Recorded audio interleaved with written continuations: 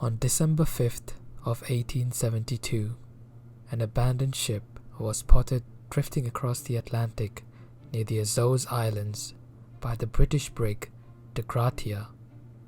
The captain of Dei Gratia, David Morehouse, was astonished to discover that the abandoned ship was Mary Celeste, which was supposed to have arrived at its destination, Genoa, Italy. When he sent a boating party to the ghost ship, the crew found the ship's only lifeboat to be missing. 2 of the pumps had been disassembled. The crewmen's belongings were still neatly packed away in their quarters. The industrial alcohol cargo was mostly intact, and they had enough supplies in food and water to last them 6 months. So then, what happened to the 10 people aboard the Mary Celeste?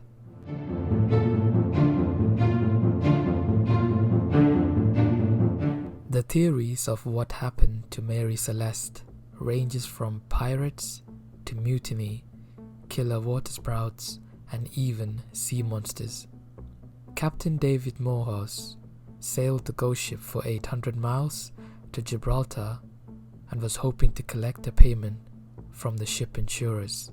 However, during the salvage hearing, an attorney named Frederick Sollyflood suspected something was up and carried out an investigation. It did seem like Captain David Morehouse and the crew of Dei Gratia had a lot to gain from the disappearance of the crew on board Mary Celeste, and with most of the cargo intact. There were many theories circulating that the crew of Dei Gratia had murdered the crew of Mary Celeste for the cargo. However, the court did not find any evidence of foul play after 3 months of investigation, and the salvages eventually received their payment. But this was only a fraction of what the cargo and the ship had originally been insured for, which suggests that there was still some doubt surrounding the salvage of Mary Celeste.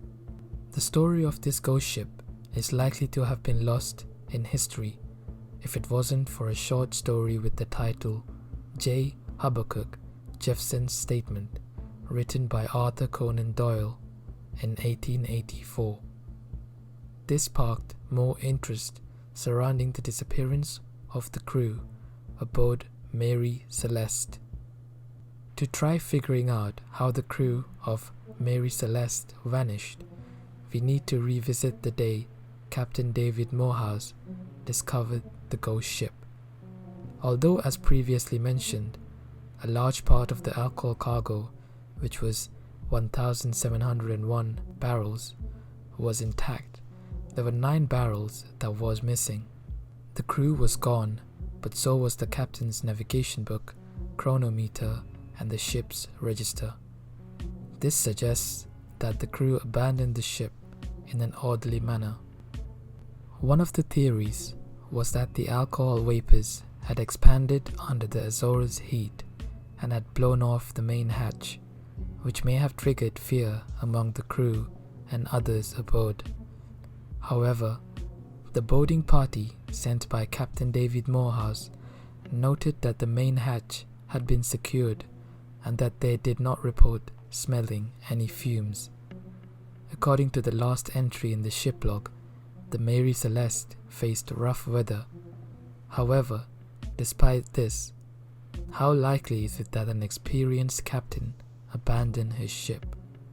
On its previous voyage, Mary Celeste carried coal and the ship had been recently refitted.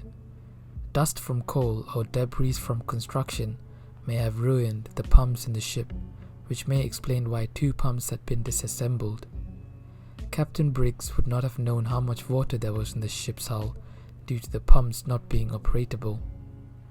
It is possible that Briggs, having no way of determining if the ship was going to sink, issued an order to abandon the ship. However, these are just theories, and the true mystery of the crew aboard the Mary Celeste may never be unraveled.